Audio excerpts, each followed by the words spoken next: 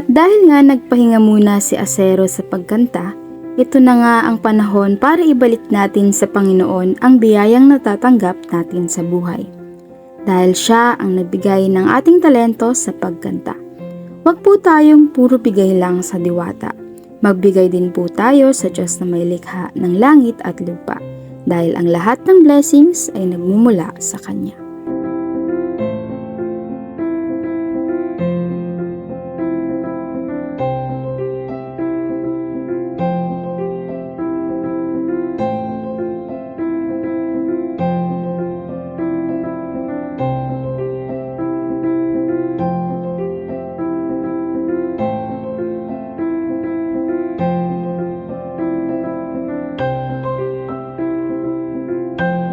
Dahil sa simpleng regalo nating ito sa kanyang banal na simbahan, ay malinaw na napapakinggan ng mga mananampalataya ang bawat salita ng Diyos sa pangaral ng ating pastor at ang mga awit ng pagsamba.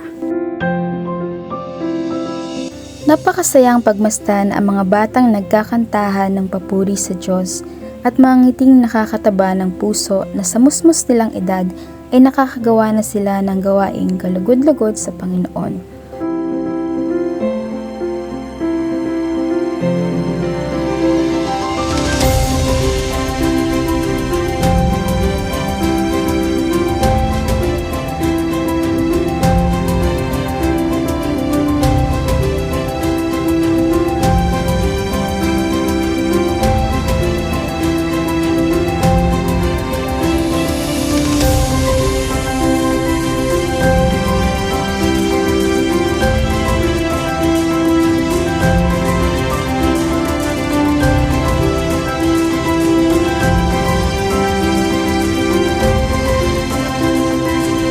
Hanggang sa masayang salo-salo pagkatapos ng pagsamba.